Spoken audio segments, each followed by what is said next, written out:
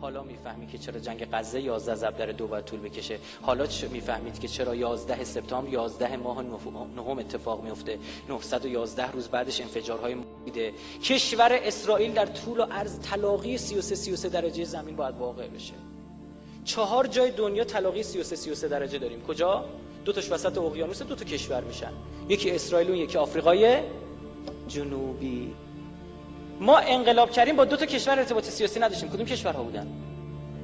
دقیقاً همین 2 کشور. آقا یعنی شما میخوای بگی مسئولین ما آگاه بودن اینا در طول و عرض 33 و فلان؟ نه، شاید نه. میدونید چیه؟ ما نگاه کردیم دیدیم اینا چی ان؟ نجات پرستن، حکومت‌های آپارتایدی تشکیل دادن. خب آفریقای جنوبی حل شد، ما روابط برقرار کردیم، اسرائیل هنوز به کارهاش داره ادامه میده.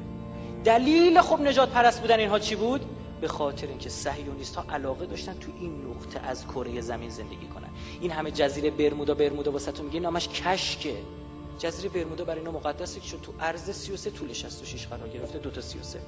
وقتی من به شما میگم اینا دیوانه‌وار نمادگران، برای همین تحجر دارن به پیر به پیغمبر، بکشیشون نمادگرایشون ول نمی‌کنه.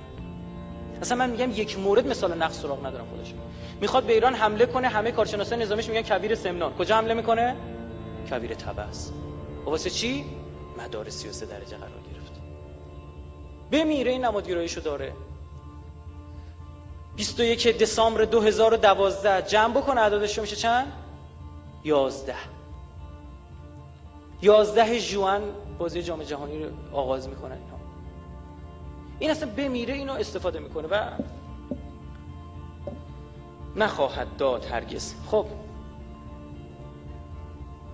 بله، عدد 9 در بهائیت هم هستش. بله، حتی اذعان میشه که دلیل این که از بهائیت عدد 9 رو استفاده کرد ستاره 9 بر به خاطر همینه. اینم بهتون بگم، نگاه کنید، ستاره 5 بر مال شیطان پرستا، 6 بر مال صهیونیستا، 7 بر مال یهودیا، 8 بر سوای شمس رو میگم، ستاره 8 بر صلیب شبیه به صلیب 8 گوش میشه برای شوالیه‌های تمپلر. 9 برم که مال بهائی‌ها. یعنی ما کلا ستاره رو ببوسیم بذاریم کنار دیگه. خطرناکه، هر کدومو بخوای برداری یه چیزی از توش در میاد. نه با دهن زدن سگ آب دریا نجس نمیشه. شما الان بری پیش علامه حسن زاده آملی هم بگی واسه من هرز بنویس، ستاره 5 بر وسط میکشه. شرف الشمس مگه ستاره 5 بر نداره؟ خب آقا حضرت علی 13 رجب به دنیا اومده، مو چطور گرفتن؟ چی مثلا؟ حالا گفتیم حالا چون اینا 13 استفاده قرار بوده بکنن، میگه حضرت خدا حواسش جمع باشه اتفاقات برعکس گفتم سنت الهی بر چیه؟ تو دهنی زدن به اینهاست. برعکس اگه حالا 13 اگه اینجوری بخوام من 33 بار میگم سبحان الله، اون حالا اینه، حالا که اینجوری میخوام. برعکس من همیشه میگم ما زمان دبیرستان درس میخونیم 2 سالش شماره دفتر نمره‌مون 13 بود، چون هیچ استادی جرئت نمیکرد ما رو صدا بکنه. بسیار برای ما خوشیوم بود. از اول سال تا آخر سال نشستیم فقط امتحان پوینتر میدادیم. خب دوستان، این هیرام هستش که بسیار براشون مقدسه. کتابی هم نوشتن 2 نفر ماسون به اسم کلید هیرام، کریستوفر نایت و روبرت روماس. این ایسیسه. ببینید خدای را خوب گوش کنید، ماجراش بسیار بسیار جالب، شیرین، خنده‌دار و در عین حال بسیار بسیار مهمه. خدای آسمان، خدای خورشید را 4 تا بچه داره. ایسیس، اوسیریس، نفتیس، ست. 2 تا پسر 2 تا دختر. ایسیس با اوسیریس ازدواج میکنه، الگوی ازدواج با محارم که همین الان متاسفانه در همین بهائیت هست. در بهائیت هست اما گویا این کارو نمیکنن. من حقیقت آدم بگم اما هست، چون 15 ژانویه 2007 اصلا بیت العدل اینا چی داد؟ اشتباه نکنم 2007 بیانیه داد که در مورد ازدواج با محارم، سبای مورد ازدواج با زن بابا که حرام است، بقیه رو چیکار کنین؟ نوشته بود فعلا به عهده نفوس مؤمنه است، هر کار دلتون خواست میتونید بکنید. میدونید در یهودیت هم نفوذ کرد و از طریق یهودیت در دربار هخامنشیان در زمان هخامنشیان وارد چی میشه؟ ایران باستان میشه. این کمبوجیه با خواهرش ازدواج میکنه. این ویس و رامین، این عاشق و معشوق، این خواهر برادرن، در شعر و ادب ما هستش. حالا ای حال میگذریم. ایسیس با اوسیریس ازدواج میکنه. پس پادشاهی را قرار برسه به این 2 تا.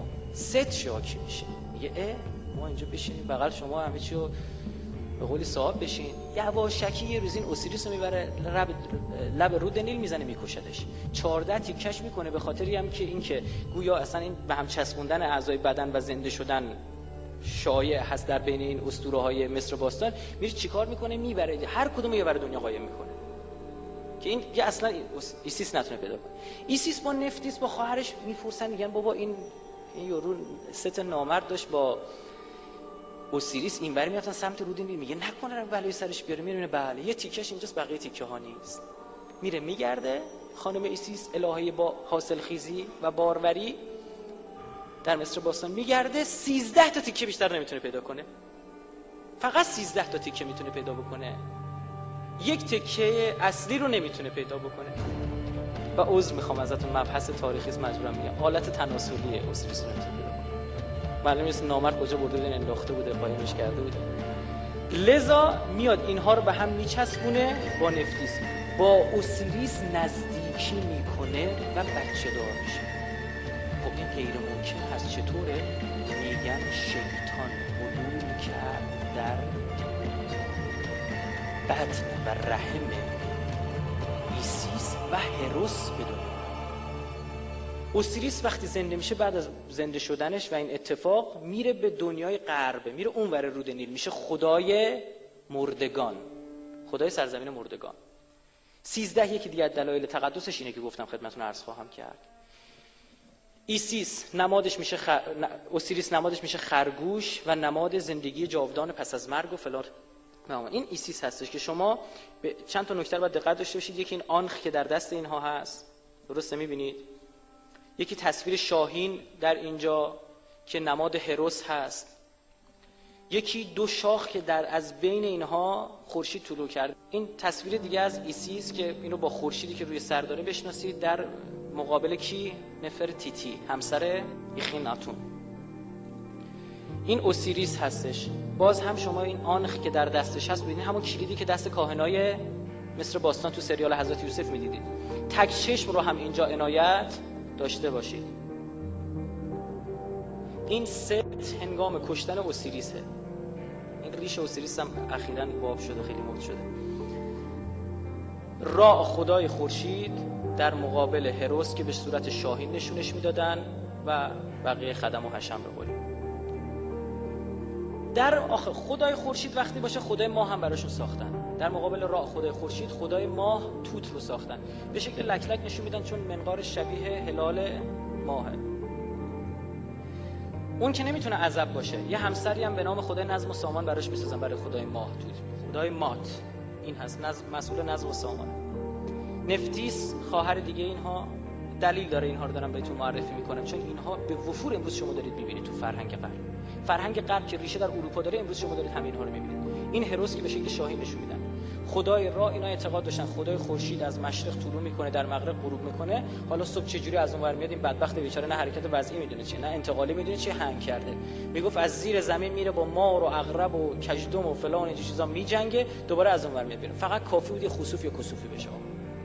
یک داستان‌ها اینا دیگه میساختن برای خودشون که نظیر نداره. امروز شما فقط کافیه خیلی ساده یک تایپ بسیار آسان و ساده در کجا داشته باشید؟ در گوگل ایمیج فقط بنویسید ایسیس، ببینید چند تا شرکت در دنیا به اسم ایسیس به ثبت رسید. البته با توجیه ها، نمیدونم اینترنشنال سیستم، نمیدونم فلان به همان، یعنی مخفف. خود مجله ISI اصلش چی اسمش؟ ISIS اسم اصلیشه دیگه، یعنی ایسیسه. که اینجا اصلا تصویر خود ایسیس رو هم میبینید. عذر میخوام، آلت گم شده اوسیریس میشه آبلیسک. و تأسف باره اگر به شما بگم در عموم کشورهای دنیا این پرستیده میشه در کشورهای غربی. این در مصر باستانه، بنای یادبود ماسونی جورج واشنگتن، آبلیسک پارک مرکزی نیویورک. این در فرانسه هستش.